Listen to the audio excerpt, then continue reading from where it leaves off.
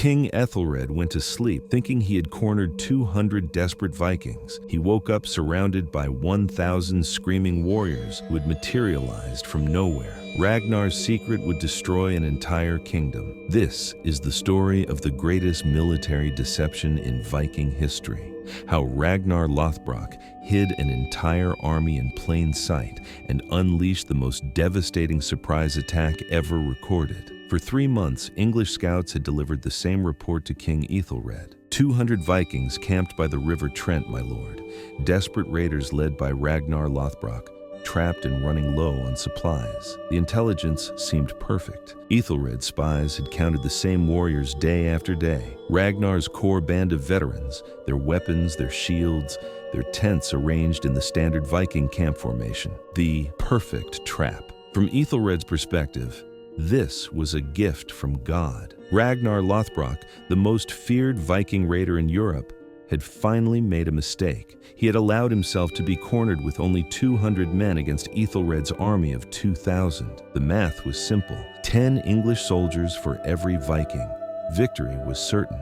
What King Aethelred didn't know was that he was seeing exactly what Ragnar wanted him to see. Those same 200 warriors, those same tents, those same weapons, they were all real, but they were only the visible portion of something far more deadly. Ragnar Lothbrok had been preparing the most elaborate military deception in history, and every English scout report was playing directly into his hands. The situation had seemed hopeless when Ragnar first arrived at the River Trent. King Aethelred controlled the entire region with 2,000 well-trained soldiers, fortified positions, and complete knowledge of the local terrain. A direct assault would be suicide. A siege was impossible without supplies. Retreat would mean abandoning the richest target in northern England, Aethelred's treasury containing the wealth of 3 kingdoms. But Ragnar Lothbrok hadn't become the most feared Viking in Europe by accepting impossibility. Instead, he had conceived a plan so audacious that its very boldness would make it invisible. Ragnar's solution was brilliant in its simplicity. Give the enemy exactly what they expected to see, while hiding the reality in plain sight. The 200 warriors the English scouts observed were real. Ragnar's core veterans, his most trusted jarls, his personal huskarls. They would maintain perfect visibility, allowing themselves to be counted and recounted by English spies. Their job was to be seen, to appear desperate, to make King Aethelred believe he was facing a trapped and weakening force running out of time and options. But those 200 visible warriors were only the bait. The real army, 1,000 additional Vikings handpicked by Ragnar, were already in position, hidden through a combination of terrain mastery, tactical genius, and psychological manipulation. Ragnar had spent 2 years preparing for this moment, establishing a network of concealed positions, supply caches, and communication systems that would allow 1,000 warriors to remain invisible until the perfect moment for revelation. Every day, English scouts would report the same information: 200 Vikings, same location, apparently weakening. This consistency was deliberate. Ragnar was building English overconfidence through predictable intelligence. King Aethelred began to believe that victory was simply a matter of choosing the right moment to attack. His commanders grew relaxed, certain that they faced a known quantity with no surprises possible. This overconfidence was exactly what Ragnar needed. The more certain the English became about those 200 Vikings, the more invisible his true army would remain. Ragnar wasn't just hiding an army. He was orchestrating the perfect psychological moment for maximum devastation. He needed the English to commit fully, to believe completely in their numerical advantage, to position themselves for what they thought would be easy victory. The longer he maintained the deception, the more devastating the revelation would be. King Aethelred had to be absolutely certain he was facing 200 desperate Vikings before Ragnar would reveal the true scope of his force. 3 months of patient preparation were about to culminate in one perfect night of terror. Ragnar's secret army wasn't hidden in a single location. They were distributed across a network of concealed positions that had taken 2 years to establish. Ancient cave systems, abandoned mine shafts, dense woodland shelters, and camouflaged riverside positions. Each group of 50 to 100 warriors occupied carefully scouted locations within a 5-mile radius of the visible camp, close enough to respond to signals, far enough apart to avoid detection, positioned to converge on the English camp simultaneously. The Romans had built roads through this region centuries earlier, but they had also left behind quarries, earthworks, and construction sites that Ragnar's scouts had transformed into perfect military concealment. Feeding 1,000 hidden warriors for 3 months required logistics that would have impressed any Roman general. Ragnar had established a supply network using local sympathizers, captured English merchants, and carefully coordinated night operations. Food arrived through seemingly innocent fishing boats, traveling merchants with hidden compartments, and hunting parties that appeared to be gathering supplies for the visible 200-man camp, but actually served the entire secret army. Weapons maintenance, armor repair, and medical supplies were distributed through a communication system using bird calls, smoke signals, and coded messages that English scouts interpreted as routine Viking camp activity. Coordinating 1,000 hidden warriors required communication methods that wouldn't alert English spies. Ragnar employed a system of signals sophisticated enough to manage complex military operations while appearing completely innocent. Horn calls disguised as hunting signals, fire patterns that seemed like normal cooking smoke, and messenger movements that appeared to be routine scouting patrols. Each signal carried specific information about timing, positioning, and tactical adjustments. The English heard Vikings making noise and saw Vikings moving around, exactly what they expected from a 200-man camp. They never realized they were observing a communication network managing 10 times that number. Hiding 1,000 warriors for 3 months required discipline that only Viking elite could maintain. These weren't desperate raiders. They were hand-picked professionals who understood that discovery meant death for the entire army. No fires during daylight, no movement during English patrol times, no noise that couldn't be explained by natural forest sounds. Warriors who had terrorized Europe learned to become invisible through pure will and professional training. The psychological pressure was enormous. These were men accustomed to charging into battle with axes raised and war cries echoing. Now they had to remain silent and hidden while their visible comrades maintained the deception alone. On the night before Ragnar's planned revelation, the hidden army moved into final attack positions. 1,000 warriors shifted through darkness to surround King Aethelred's camp from directions the English had never considered. The movement took 8 hours and required coordination that demonstrated why Ragnar was considered the greatest tactical mind of his generation. Groups of warriors moved in sequence, each covering the sound of the next, all converging on predetermined positions. By dawn, King Aethelred would be surrounded by 1,000 Viking warriors, positioned within 100 yards of his sleeping soldiers. The English sentries would see nothing unusual, just another quiet night in their siege of 200 desperate Vikings. King Aethelred retired to his tent that final night, completely satisfied with his strategic position. His scouts had confirmed the same intelligence: 200 Vikings, visibly weakening. No reinforcements possible, victory certain with tomorrow's dawn attack. His commanders had spent the evening celebrating their upcoming triumph. Wine flowed freely through the English camp as officers toasted the capture of Ragnar Lothbrok and the end of Viking raids in northern England. The English army settled into sleep with minimal guards, confident that their overwhelming numbers made surprise attack impossible. They had counted their enemies and found them manageable. While King Aethelred slept, 1,000 Viking warriors completed the most perfect military encirclement in medieval history. Every escape route was blocked, every defensive position compromised, every tactical advantage neutralized. Ragnar had positioned his hidden army in concentric circles around the English camp. The outer ring would prevent retreat, the middle ring would eliminate sentries, and the inner ring would strike directly at the command structure. Each warrior knew his specific target, his assigned route, and his role in the coordinated assault. This wasn't a chaotic Viking raid. It was military precision that would have impressed Alexander the Great. The attack would begin with a single signal, Ragnar's war horn blown from the center of the visible Viking camp. One blast would trigger simultaneous assault from 1,000 warriors positioned in perfect tactical formation, but the signal system included backups and contingencies. If the horn failed, fire arrows would serve as secondary signals. If visual signals were blocked, specific bird calls would trigger the attack. Nothing could be left to chance. This moment had been 3 months in preparation, and failure would mean the death of every Viking warrior involved in the deception. Ragnar chose the moment of attack with mathematical precision.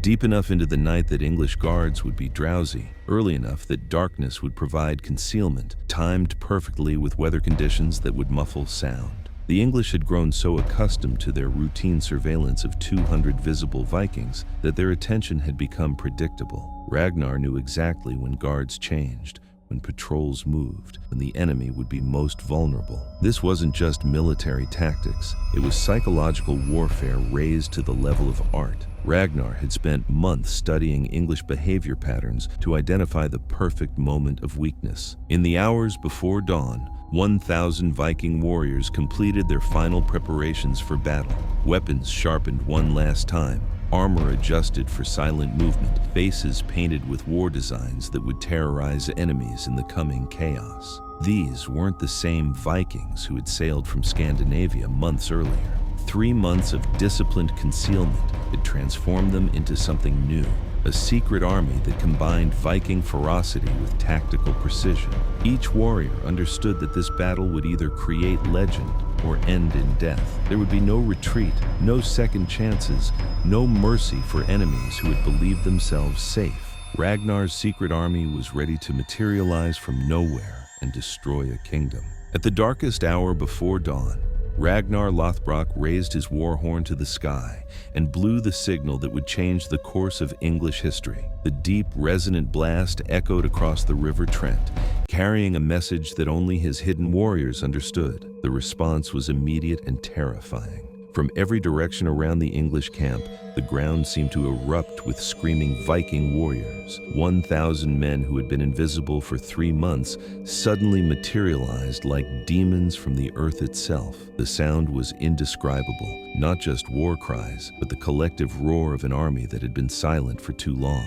3 months of enforced quiet exploded into primal fury that could be heard for miles. King Aethelred jerked awake to a sound that his mind couldn't immediately process. The war cries weren't coming from the direction of Ragnar's known camp, they were coming from everywhere at once. Stumbling from his tent, Aethelred saw his worst nightmare made real. Hundreds of Viking warriors were charging his camp from the north, hundreds more from the south. The east and west were also filled with screaming enemies who couldn't possibly exist. His scouts had counted 200 Vikings. Now he was seeing 5 times that number, all attacking simultaneously, all appearing to have materialized from thin air. His mind struggled to understand how intelligence could have been so catastrophically wrong. This wasn't a chaotic raid. It was systematic destruction executed with terrifying precision. Ragnar's hidden army struck every English position simultaneously, eliminating sentries, destroying command structures, and preventing any organized defense. The outer ring of Vikings cut down fleeing English soldiers before they could escape to raise alarm in nearby settlements. The middle ring eliminated officers and sergeants who might have rallied resistance. The inner ring struck directly at King Aethelred's command tent. English soldiers woke to find Viking axes splitting their skulls before they could reach their weapons. Others died still trapped in their bedrolls, cut down by enemies who had somehow penetrated the heart of their supposedly secure camp. As dawn light revealed the scope of the attack, surviving English soldiers realized they faced mathematical impossibility. Where 200 Vikings should have been, they were fighting over 1,000. Every direction showed new enemies that intelligence had never reported. King Aethelred's army of 2,000 men was being systematically destroyed by an enemy force they had never seen coming. The numerical advantage they had counted on for months had become a fatal disadvantage in a matter of minutes. Panic spread faster than the Viking attack itself. English soldiers who might have fought bravely against known odds fled in terror from enemies who seemed to possess supernatural powers of concealment and multiplication. Within 2 hours of Ragnar's hornblast, King Aethelred's army had ceased to exist as a fighting force. 1,000 Vikings had destroyed 2,000 English soldiers through superior planning, tactical brilliance, and psychological warfare. The few English survivors who managed to escape would spread tales of Viking sorcery, warriors who could become invisible, armies that materialized from nowhere, supernatural powers that made normal military logic irrelevant. But there was no sorcery involved. Only Ragnar Lothbrok's tactical genius, 3 months of disciplined preparation, and the execution of the most perfect military deception in medieval history. The secret army had completed its mission with devastating efficiency. With King Aethelred's army annihilated, his entire kingdom lay defenseless before Ragnar's now revealed force of 1,200 Vikings. Every fortified position had been stripped of defenders to create the army that no longer existed. Towns and villages that had felt secure under royal protection suddenly found themselves facing Viking raiders with no military force capable of resistance. The kingdom's entire defense strategy had been built around the army that Ragnar had just destroyed. Castle garrisons that might have held out for weeks surrendered immediately when they learned that no relief force would come. The psychological impact of the impossible victory had broken English will to resist throughout the region. Ragnar divided his revealed army into efficient raiding groups that swept through Aethelred's former kingdom like a tide of destruction. Towns that had never seen Vikings were suddenly occupied by warriors who seemed to have unlimited numbers. The secret army's discipline showed in their conquest methods. This wasn't random destruction. It was systematic occupation designed to extract maximum wealth while establishing permanent Viking control over the richest region in northern England. Noble families who had trusted in King Aethelred's protection found themselves paying tribute to Viking jarls. English thanes who had never imagined defeat were now serving Nordic overlords who had appeared from nowhere. King Aethelred's treasury, protected by the army that no longer existed, fell to Ragnar without resistance. The wealth of 3 kingdoms, gold, silver, precious gems, religious artifacts, became Viking plunder through tactical genius rather than brute force. But the treasure was only part of the victory. Ragnar had captured the entire economic infrastructure of northern England. Trading routes, agricultural production, mining operations, and manufacturing centers. The hidden army's revelation had won more than a battle. It had conquered an empire through 3 months of patient deception and 1 perfect night of violence. Within weeks, Ragnar had transformed conquered English territory into a Viking kingdom that would endure for generations. The secret army became the occupation force, with hidden warriors emerging as jarls and administrators. English survivors found themselves living under Viking law, paying Nordic taxes, and serving Scandinavian masters who had achieved the impossible through superior planning and execution. The psychological impact extended far beyond the conquered territory. Every English king now had to consider the possibility that Viking armies might be hiding anywhere, that intelligence reports might be concealing forces 10 times larger than visible. News of the secret army spread throughout medieval Europe, establishing Ragnar Lothbrok as not just a successful raider, but a tactical genius whose methods transcended normal military understanding. Other Viking leaders studied his deception techniques, while European kings wondered how many of their own intelligence reports might be concealing similar surprises. The psychological warfare impact extended far beyond the immediate victory. Ragnar had proven that the greatest military advantage wasn't superior numbers or better weapons. It was superior intelligence, patience, and the ability to see possibilities that enemies couldn't imagine. The secret army operation represented the pinnacle of medieval military deception. Ragnar had simultaneously solved problems of logistics, communication, precision, concealment, and psychological warfare while maintaining perfect operational security for 3 months. Military historians would later recognize this as one of the most sophisticated operations in pre-modern warfare, comparable to the greatest deceptions of Alexander, Caesar, and Napoleon in its combination of strategic vision and tactical execution. In King Aethelred's Great Hall, now serving as Ragnar's throne room, the revealed army celebrated their impossible victory. 1,000 warriors who had spent months in hiding now feasted openly on English wealth while their king received tribute from conquered nobles. The feast itself was a demonstration of tactical success. Vikings eating English food, drinking English wine, wearing English gold, served by English servants in an English hall that had become the center of a Nordic kingdom. Ragnar Lothbrok sat on his conquered throne, surrounded by wealth that had been won through patience rather than rage, through planning rather than luck. The secret army had proven that Viking success could transcend traditional raiding to achieve permanent conquest. The 1,000 warriors who had materialized from nowhere now stood openly as the rulers of a kingdom